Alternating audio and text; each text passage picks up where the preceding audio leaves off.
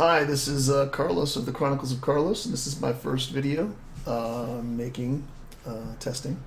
I wanted to do this one on the Patterson-Gimlin film and just give you some thoughts share my thoughts about the video with you. So I first saw the film in the 70s when I was a younger guy, and I've recently been taking another look at it because it's been redone in a number of formats, including 4K and with the motion stabilized, as well as it's been digitally upgraded to account for the lens that was used in the original film. The three different colors weren't meeting at the right focal point. So having viewed that video then and now with the higher quality, it's absolutely, in my opinion, one of the best pieces of evidence for the existence, to substantiate the existence of Bigfoot that's out there in terms of video evidence. There's lots of other evidence that I'll talk about in other videos, but again, today I just want to talk about the Patterson-Gimlin film. Now, going back to the beginning, I'm not going to get into all the history of the film. You can find that on other videos, but in a quick synopsis, you have Roger Patterson and Bob Gimlin on horseback working on a Bigfoot documentary, and Patterson had been interviewing people and getting audio recordings of their stories beforehand, and they'd found an area in Bluff Creek, California, and the two of them had gotten their horses and a pack horse and headed in to get some film when they came around a bend in a creek, and this creature stood up and walked away from them. The film captures from the time his horse reared, Roger Patterson's horse reared, he got off, was able to get the camera out. He'd actually practiced that, kind of like a parkour move apparently. He'd been practicing that, is what Bob Gimlin said, and pulled that camera out and started filming and running after it. And meanwhile, Gimlin was the closest to the animal when they first got into position. I actually had a really good view, but because the horses were spooked, he even got down and gathered the horses to keep them from running off. Had his gun handy, but wasn't, according to when I questioned him, he wasn't training the gun on the animal, but just had it in case the animal turned and came after them. So meanwhile, Roger's running down the creek bed trying to film this, and there had been a flood, so the creek bed's really wide. There's a lot of dead debris from a flood that had happened a couple of years prior, and he gets some pretty shaky, grainy, if you will, back then footage. The context of all that, though, is other people were on the scene, including them, within weeks, within days. Some of them got the footprints photographed, cast, measured. The stride was unlike anything that a human could produce. The foot size was within, I would say, maybe within length dimensions of some human beings, but when you put together all the characteristics of the trackway that was cast and recorded with photos, you definitely can see that this was a living, moving foot on this videotaped animal that left behind impressions in the sand that had characteristics such as the mid-tarsal break, which humans do not have. We push off on the ball of our foot. Apes and this particular Bigfoot seem to have a flexible middle of their foot, where the tarsal, the foot bones, meet the toe bones. Their foot flexes basically, which would be the middle or the high part of our arch, if you've got a foot arch. So without getting too technical, you can see lots of muscle groups moving independently under the hair. You see characteristics of the head, of the shoulders, massive shoulder musculature, definitely an evolutionary past in brachiating, much like our own, with the broad shoulders. Thick rump area. They walk slightly stooped forward, so their gluteal muscles are much larger, as well as leg muscles and the lower leg muscles.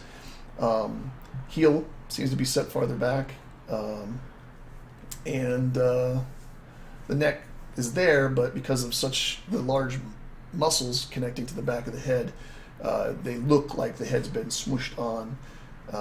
And this individual is no different than many of the other pictures and videos that I've seen since. So they'd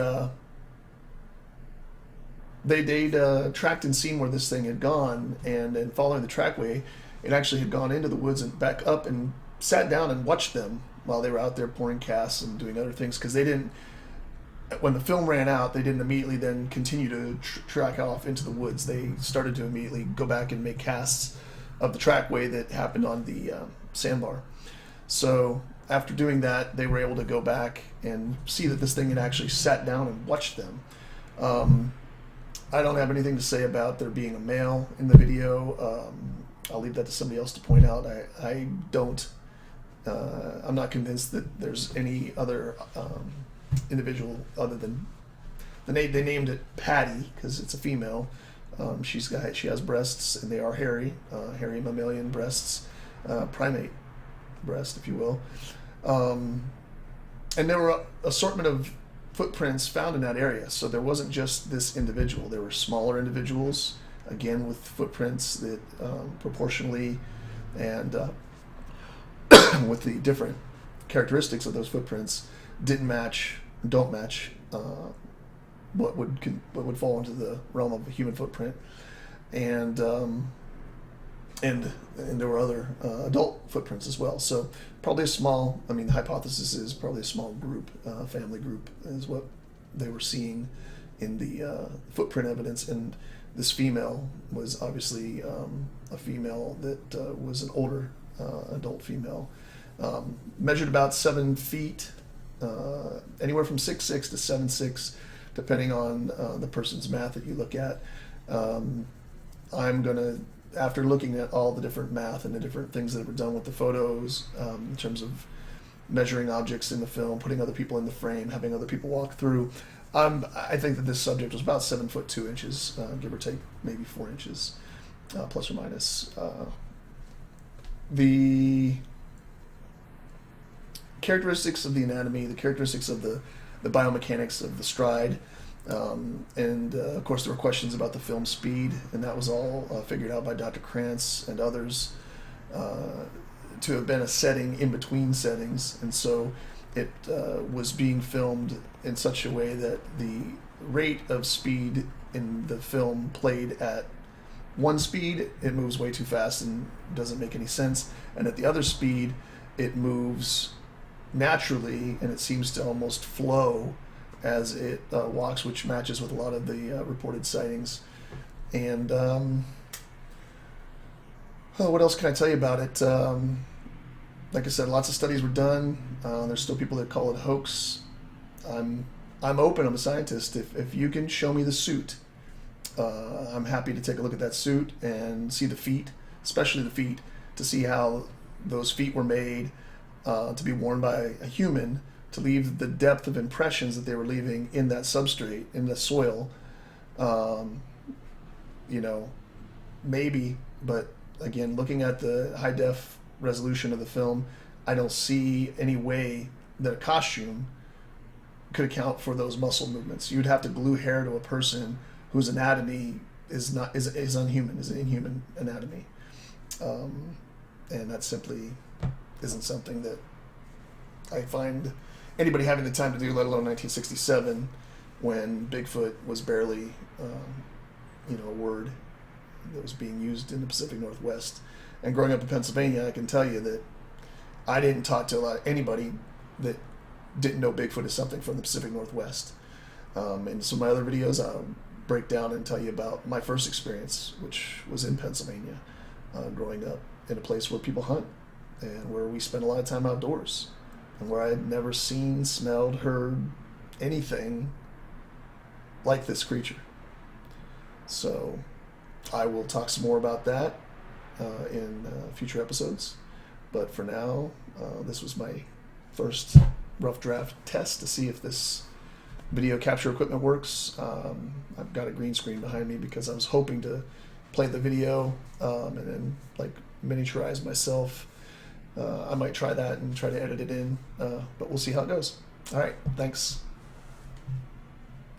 Oh, thank you, and be sure to check out ChroniclesofCarlos.com.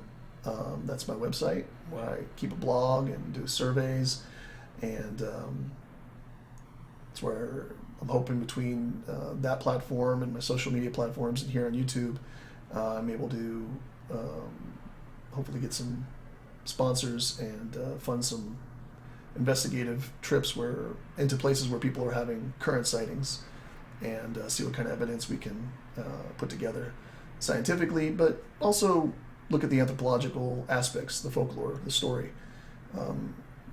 I'm equally fascinated by the anthropology as I am with the science. So, all right, that's all for now. We'll talk to you some more later. Bye.